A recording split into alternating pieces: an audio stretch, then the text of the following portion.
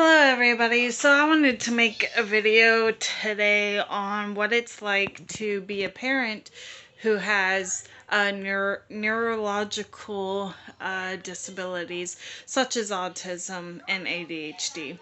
Also suffering from anxiety or depression or both. You could also have ASD and ADHD at the same time, which I believe I have both. There's things on the ASD side of things that aren't on the ADHD side of things that I suffer from, such as eye contact. And then there's things on the ADHD side of things that aren't on the ASD side of things that I suffer from, such as a lack of focus. So what is it like to be a parent having these issues? The reason why I wanted to talk about this is because of a lack of understanding of why I am so overwhelmed or overstressed, why other people who are typical people can parent and they may get overloaded, but not on the same level as me. This was pointed out because I tend to share too much, which is actually a symptom of ASD. And, people are like, what's the big deal kind of thing or whatever. But there's a lack of understanding from other parents.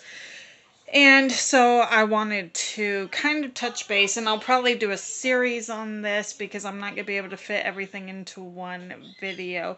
So people with ASD and ADHD, they have sensory issues, they have focus issues, and because of these sensory issues and these focus issues and tons of other issues, they're already overloaded with just life. And when you throw in kids, when these people have kids, it's maximized. So sensory input such as sound and touch.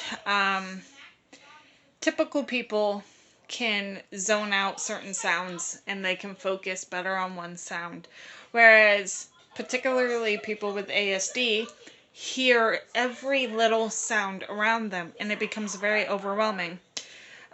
Touch, typical people can be touched and it's not a big deal. In fact, typical people love affection. Usually, I don't know any typical person that doesn't like affection, except maybe my dad, but maybe my dad's not so typical. I cannot tolerate being touched. I hate it. It overloads me so much. I cannot tolerate touch. And my kids are always touching me.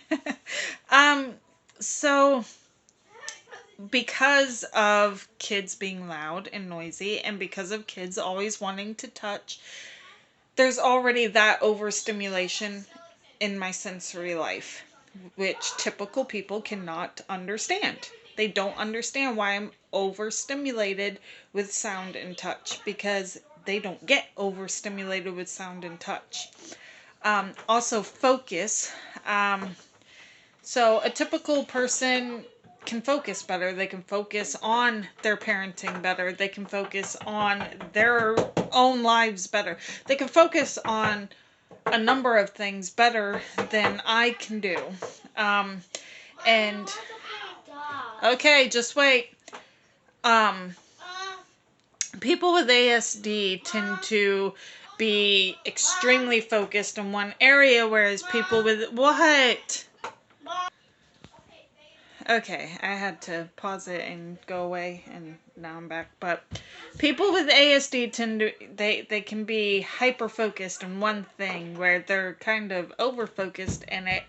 Whereas ADHD, your brain's bouncing around, and you can't focus on anything. So there's the hyperfocus of ASD, and there's the lack of focus with ADHD.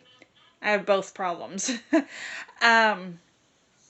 I can hyper focus really well on things that I like and enjoy, but I can't stay focused on things that I just need to have focus on.